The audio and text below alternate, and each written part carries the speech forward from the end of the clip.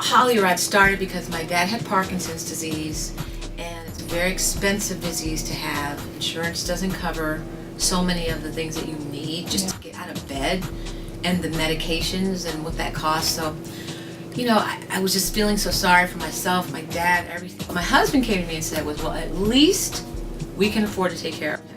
What if we couldn't afford to take care of him? That would be the worst case scenario. So that's where HollyRod Foundation started. We called it upon our friends, athletes and actors, and we got together, we did fundraisers and fashion shows, and we raised money. And then we started a compassionate care program for Parkinson's down at University of Southern Cal, which is Rodney's alma mater. Okay. And a place where people in the community can come and get services, occupational speech therapies, things to help them live with Parkinson's every day. Cut to, we get this diagnosis in 2000. Like Parkinson's, autism is so expensive.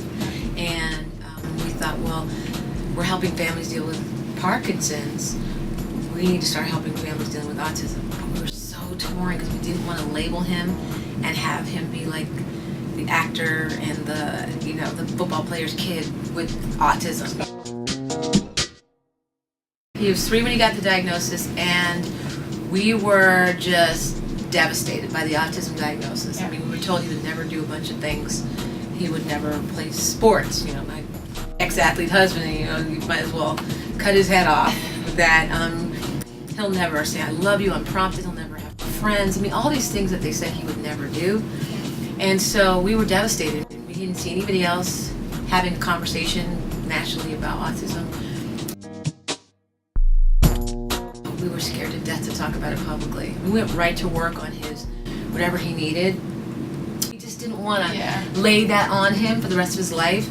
So it took us years to be able to come around and have a conversation. Not hiding it from our friends, our circle of friends, but we never talked about it. And then finally I did on the Oprah show, and I was just like, oh, because it was so scary having a conversation about it nationally. I didn't know how hard that would be. When we finally did, it was so cathartic, and we helped so many people, and we wish we had done it earlier. Now he's 13, and he really gets that sharing his story has been helpful to other families. We've had people come up to us, Disneyland, wherever, and say, we want to meet RJ. We want to say thank you for sharing your stories. We've had some moments where he was like, why do they want to meet me? Because I helped them. So he gets it. Cool. And so we've seen some really great moments. I cannot tell you some of the amazing moments of joy just watching some of his milestones, watching him check those nevers off the list, seeing his joy in understanding his activism and the role he's playing. And so there have been some tremendously amazing autism moments for us. Yeah. Probably the best one for me is recently when my son was honored at the Genius of Autism Awards at Carnegie Hall in New York. That was for me and my mom. It was just such a great moment for our family, to watch him accept this award. And he had rehearsed his speech, and he made great eye contact. He got some laughs. He was sort of feeling himself when he got the laughs, looking around like, hey, I got the room. Yeah. He met other amazing children and adults, young adults with autism. So that just lifted him. So that moment with my son at Carnegie Hall was probably one of the most proudest moments of my life. Yeah. And if it wasn't for this disorder that he has sort of come out of so well, it wouldn't have happened. Yeah. I wish that teens knew how really intricately special these children are, and these young people, I should say.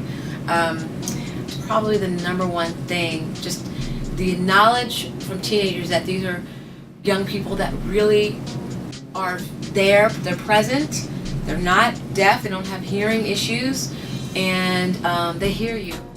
And be careful what you say around them, because they hear you. It's just hard because even someone like me who knows so much about autism now and has been around people forget that these are children that can feel you or can hear what you're saying. And my son is always saying, remember that, Mom. Remember, these kids that can hear you. A lot of times it's the parents that sort of put their own ignorance, onto their children, who are really anxious to know what these children are like and anxious to learn more. Much more accepting than we give them credit for. I think if they would embrace what's really special and beautiful about these children, and that their brains are wired differently, but they're still wired. They're still wired, and some of the things they come up with are quite phenomenal. And so I think I would ask teenagers to look for the special things about these kids, but you got to dig a little deep sometimes. Yeah. As a matter of fact, I do. Still not over it. The year was 1969. My dad just got this great job on a show called Sesame Street. He was the original Gordon, very first one, big pork chop sideburn, not the bald one that's there now. He was there for the first 5 years of the show.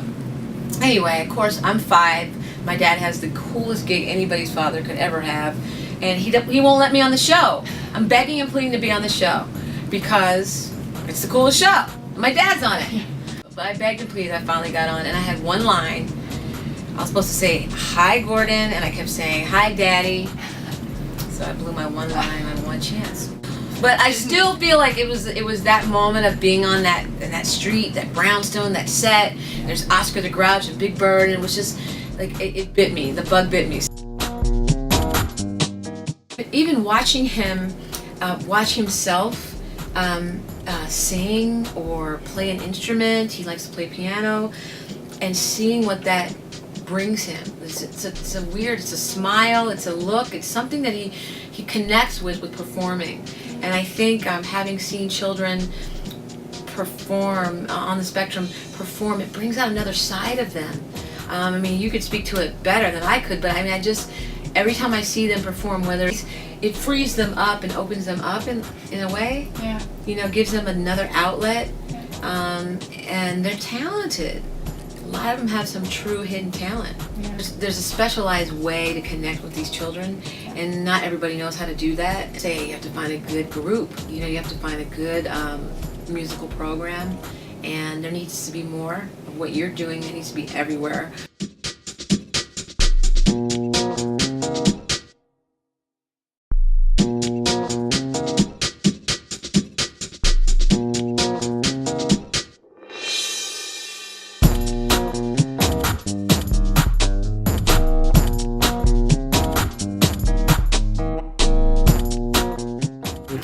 Can you put the spotlight on ability